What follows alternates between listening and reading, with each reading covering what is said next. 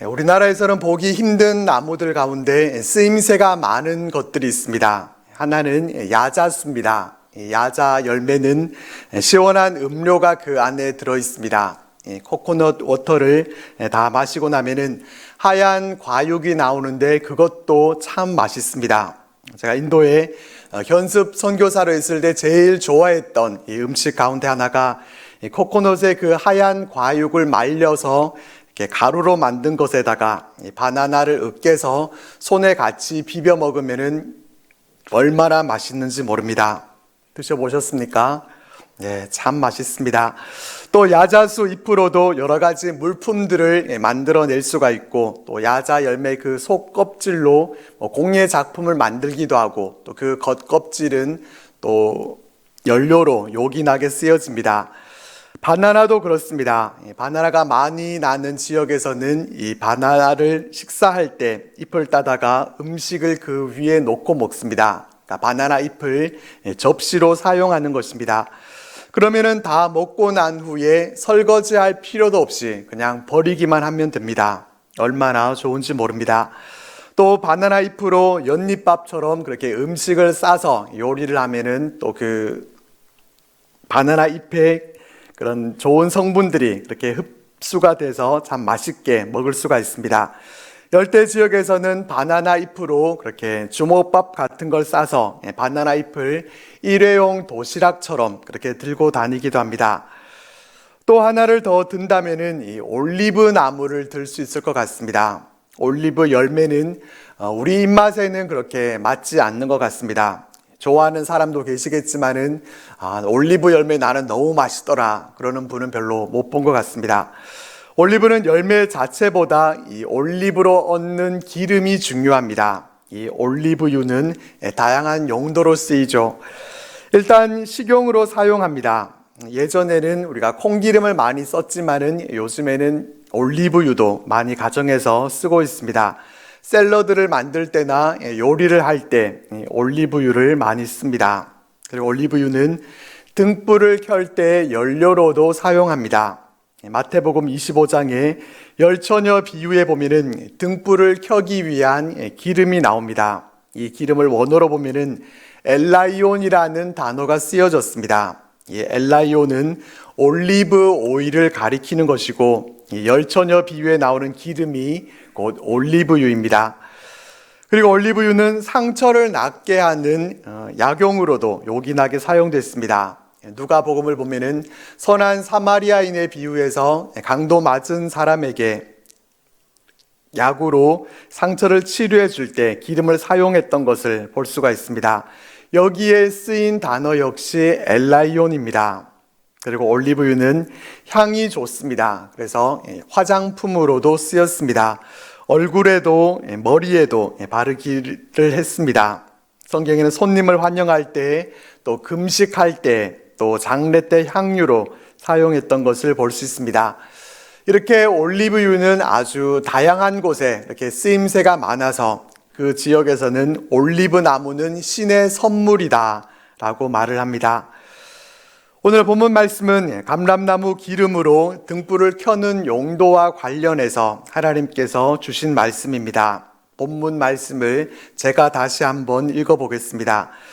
여호와께서 모세에게 말씀하여 이르시되 이스라엘 자손에게 명령하여 불을 켜기 위하여 감람을 찌어낸 순결한 기름을 내게로 가져오게 하여 계속해서 등잔불을 켜둘지며 아론은 회막안 증거궤 휘장 밖에서 저녁부터 아침까지 여호와 앞에 항상 등잔불을 정리할지니 이는 너희 대대로 지킬 영원한 규례라. 그는 여호와 앞에서 순결한 등잔대 위에 등잔들을 항상 정리할지니라. 본문 말씀은 성소 안의 등잔에 관한 말씀입니다. 하나님께서 모세에게 말씀하시는데 성막에서 불을 켤 때 어떻게 하라고 말씀하고 계신가 하면은 감람을 찌어낸 순결한 기름을 가져오게 해서 그 기름으로 등잔불을 켜라 이렇게 말씀하십니다. 이 말씀에서 몇 가지를 짚어보면은 일단은 이 명령은 모세가 명령한 것이 아니라 하나님께서 명령하신 것입니다. 모세가 개인적으로 여러 가지 기름들을 써봤는데 올리브 기름이 가격도 괜찮고 하니까 이걸로 하자, 그렇게 한 것이 아니라 하나님께서 그것을 명하셨습니다. 그리고 여기에서 강조되어 있는 말씀은 순결한이라는 단어입니다.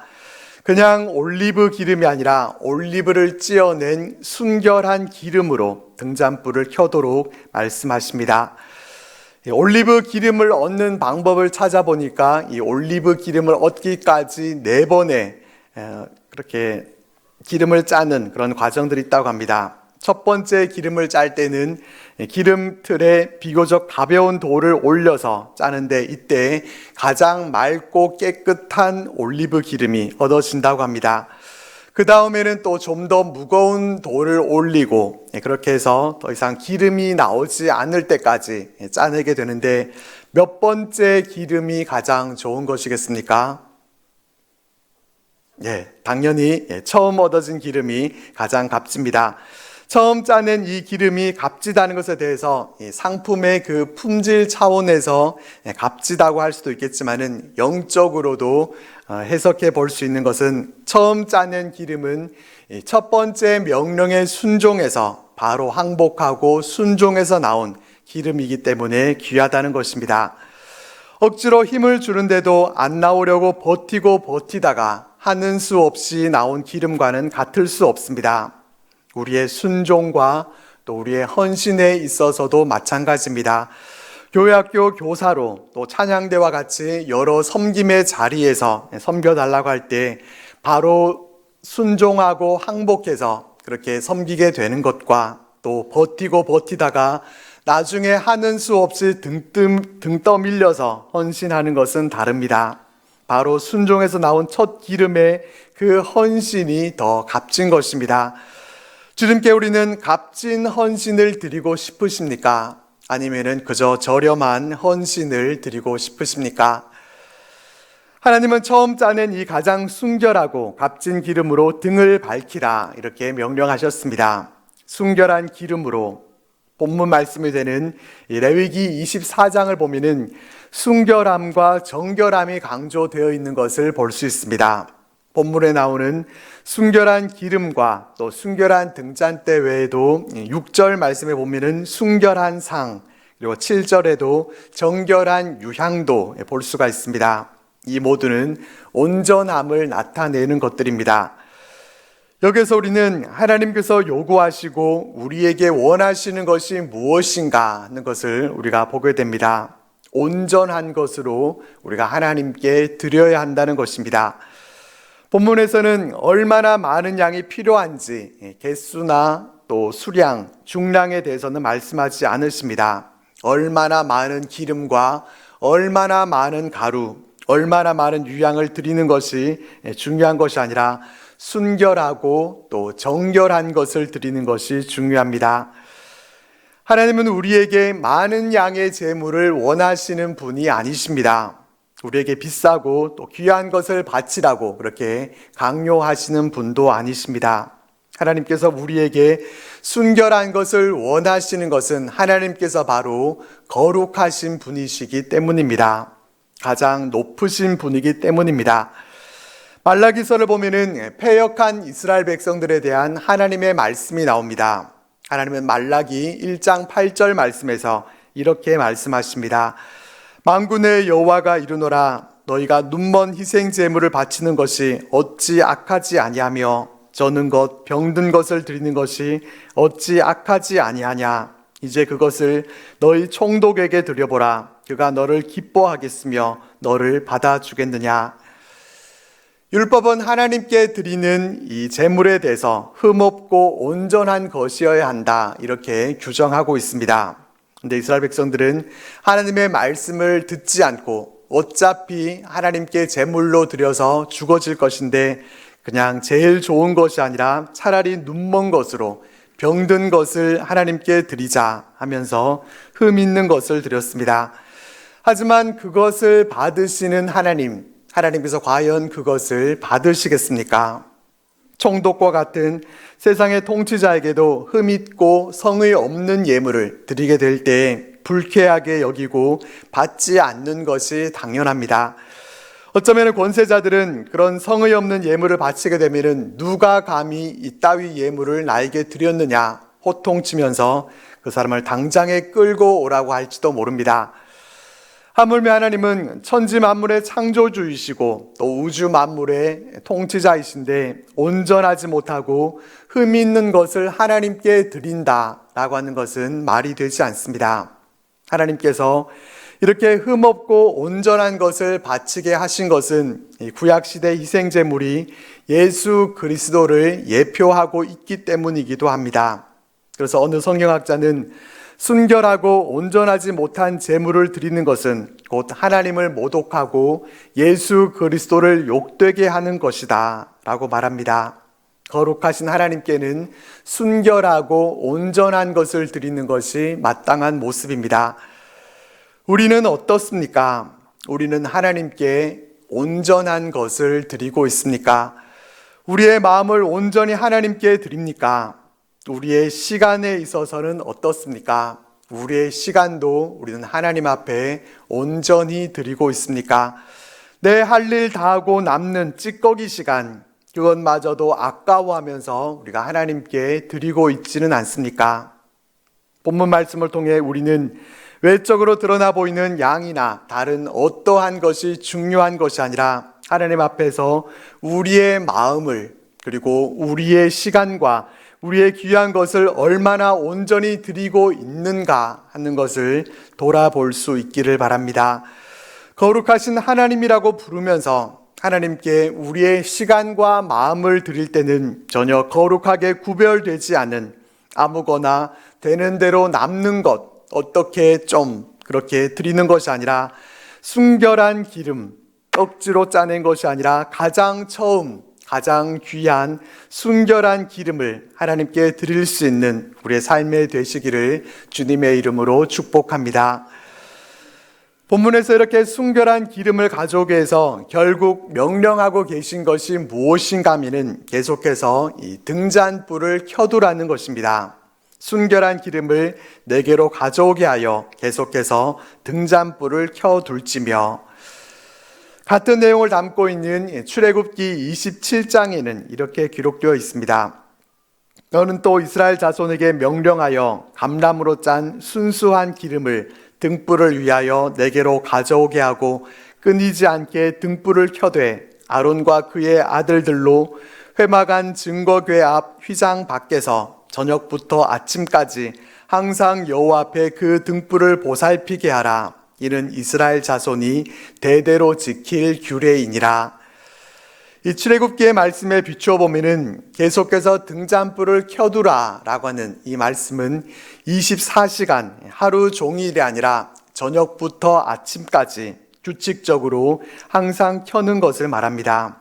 항상 아론과 그의 아들들이 저녁부터 아침까지 등불을 잘 보살펴야 했습니다. 뭔가를 잘 보살피고 관리한다는 것 쉬운 일이겠습니까?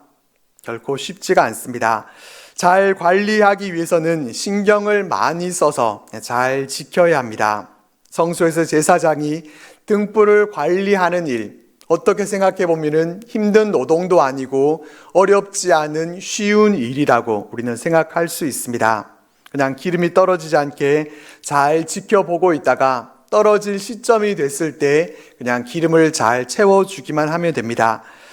이론상으로는 참 쉽습니다. 그러나 이 일을 꾸준하게 지속적으로 오랫동안 해나가는 것은 그렇게 말처럼 쉬운 것이 아닙니다. 시간이 지나게 되면은 마음도 무뎌지게 되고 또 처음에 열심히 해야지 하던 그 마음도 식어지게 되기 때문입니다. 잘 신경 쓰고 보살피다가도 한순간 방심하게 됐을 때 문제가 생겨나게 되는 그러한 일도 발생하게 됩니다. 이 부분을 우리는 마태복음 25장에 나오는 열처녀 비유를 통해서 생각해 볼 수 있습니다. 이스라엘의 결혼 풍습은 우리와 다르게 저녁에 시작된다는 것은 이미 잘 알고들 계실 것입니다. 신랑은 친구들과 함께 신부의 집으로 가서 종교 의식을 갖게 되고 이 신부와 신부의 들러리들을 데리고 신랑 집으로 가게 되거나 아니면 신부의 집에서 혼인 잔치를 벌였습니다. 신부의 들러리들은 그래서 신랑이 오기를 기다려야만 했습니다. 10명의 처녀들은 등불을 들고서 신랑을 기다리는데 성경은 미련한 5 처녀와 지혜로운 5 처녀라고 하면서 이 미련함과 지혜로움의 구분을 어떻게 하고 있는가 하면은 기름을 가지고 있었는지에 대한 이 여부에 따라서 구분하고 있습니다. 신랑을 맞이하는 신부가 등불을 밝히는 것은 당연한 일이었고, 문제는 이 등불을 밝히는 데 필요한 여분의 기름을 준비했느냐 아니면 이것을 준비하지 못했느냐 하는 것에 있는데, 이 미련한 자들은 등은 가지고 있었지만은 이 여분의 기름은 준비하지 못했습니다. 결국 등불을 계속해서 밝힐 수 있도록 기름을 준비했던 들러리들은 신랑을 맞이해서 이 혼인 잔치에 참여할 수 있었지만은 그렇지 못했던 여인들은 혼인 잔치에 참여할 수 없었습니다. 기름이 떨어지면은 등불이 꺼질 수밖에 없습니다. 등불을 꺼뜨리지 않으려고 하면은 깨어서 이 기름 준비를 잘 해야 합니다. 기름이 떨어지지 않고 그래서 등불이 꺼지지 않도록 계속해서 이것을 잘 관리해 나가는 것, 조금만 신경 쓰면은 쉬운 일 같지만은 그렇게 쉬운 일만은 아니라는 것을 우리는 이 10처녀 비유를 통해서 우리 마음에 새겨보게 됩니다. 처음에는 잘 하다가도 시간이 지나면서 흐트러질 수 있기 때문에 끝까지 마음을 놓지 말고 주의해야 합니다. 우리는 계속해서 등잔불을 잘 켜두고 계십니까? 기도의 불이 꺼지지 않도록 기름을 잘 준비하고 계십니까? 혹시 우리가 기름 공급을 해주지 않고 잘 관리해 주지 못해서 우리 인생에 있어서 기도의 등불이 지금 꺼져가고 있지는 않습니까? 우리 인생에서 계속 잘 관리해야 할 그 등불이 지금 꺼져가고 있는 그런 상태에는 있지 않습니까? 마음을 놓고 있다가 이미 꺼져버려 있는 그러한 등불이 혹시 우리에게 있지는 않습니까? 하나님은 이렇게 순결한 기름으로 계속해서 등잔불을 밝히도록 말씀하셨습니다. 이 본문 말씀은 제사장이 성소에서 등불을 잘 켜두고 관리하라, 그렇게 말씀하면서 우리도 이 제사장의 역할을 잘 감당할 수 있도록 그것을 위해서 우리들에게 이와 같이 말씀하고 계시겠습니까? 다시 말씀드려서 우리가 등잔불 관리자입니까? 우리의 정체성, 성경은 우리를 무엇이라고 말씀하십니까? 바로 우리가 등잔불입니다. 주님은 우리들에게 말씀하십니다. 너희는 세상의 빛이라. 산 위에 있는 동네가 숨겨지지 못할 것이요 사람이 등불을 켜서 말 아래에 두지 아니하고 등경 위에 두나니 이러므로 집안 모든 사람에게 비치느니라. 빛의 역할은 무엇입니까? 어둠을 몰아내고 밝히는 것입니다.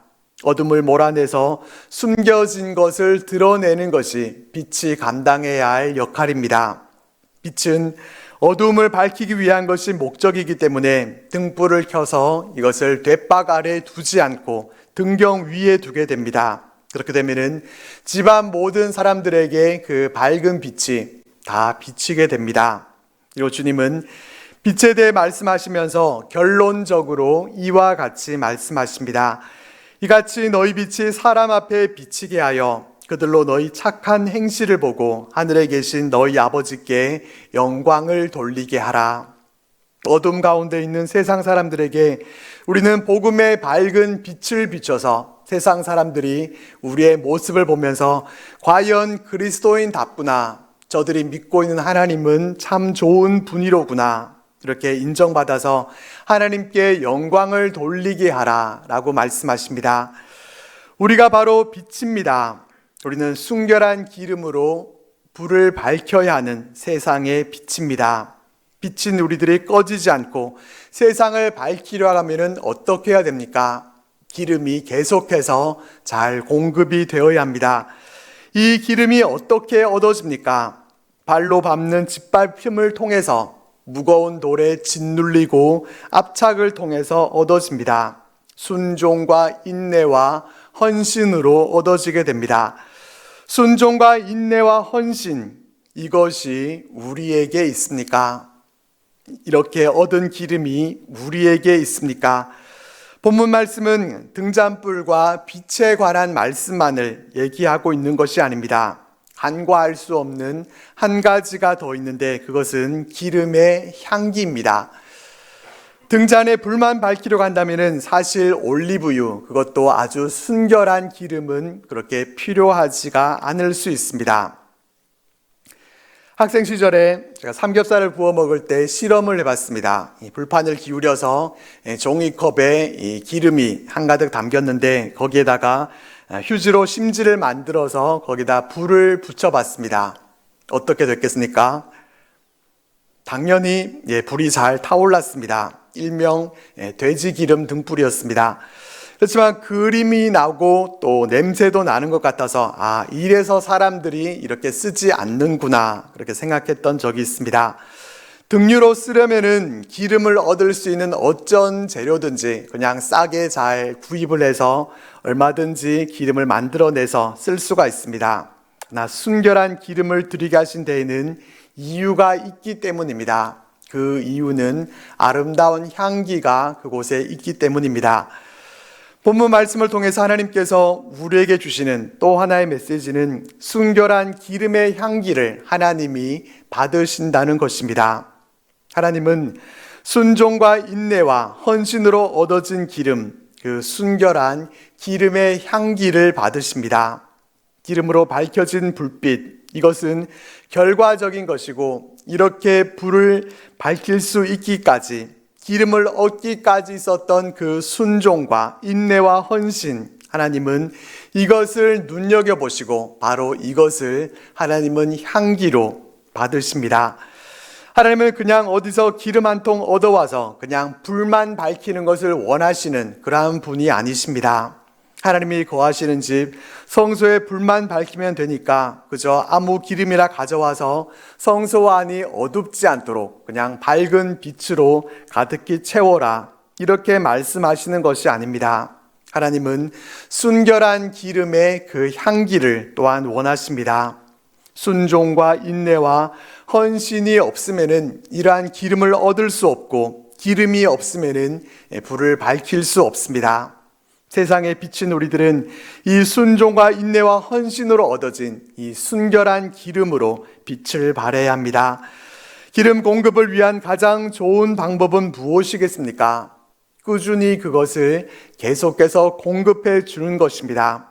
처음에 기름통에 한가득 그것을 부어놓고 나중에는 그때 많이 부어놨으니까 이렇게 생각하고 아무런 신경도 쓰지 않고 안심하고 있다가 다 떨어질 때가 돼서 급하게 기름을 채우려고 하는 것이 아니라 평소에 꾸준하게 기름을 잘 공급해 줘야 합니다. 젊었을 때 많이 봉사하고 열심히 신앙생활을 했으니까 괜찮아.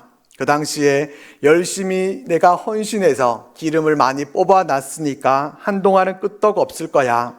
예전에 기도 많이 했었으니까 아직은 기름이 충분하지. 아직은 문제 없어. 이것이 아닙니다. 우리는 날마다 순결한 기름을 만들어 가야 합니다. 하나님은 우리에게 순결한 기름을 원하십니다. 많은 양의 희생을 원하시는 것이 아니라 순결하고 온전한 우리의 마음을 원하십니다. 기름은 그냥 생겨나는 것이 아니라 순종과 인내와 헌신으로 만들어지는 것입니다. 한꺼번에 가득히가 아니라 우리는 계속해서 이 순결한 기름을 생산해야 합니다. 이 순결한 기름을 하나님께 아름다운 향기로 올려드리고 우리는 이 기름으로 세상을 밝혀야 합니다. 세상이 어둡고 빛을 필요로 하는데 등불이 꺼져 있다고 하면 어떻게 하겠습니까? 세상을 향해 빛을 발해야 하는데 순종과 인내와 헌신이 없어서 순결한 기름이 없어서 우리가 불을 밝히지 못한다고 하면 이 어두운 세상은 누가 책임지겠습니까? 순결한 기름으로 하나님의 성소만 밝히는 것이 아니라 세상을 밝히는 그러한 빛이 되어서 그 빛으로 우리가 하나님 앞에 영광 올려드리고 거룩하고 귀한 모습으로 하나님 앞에 살아갈 수 있는 우리들 모두가 되시기를 주님의 이름으로 축복합니다.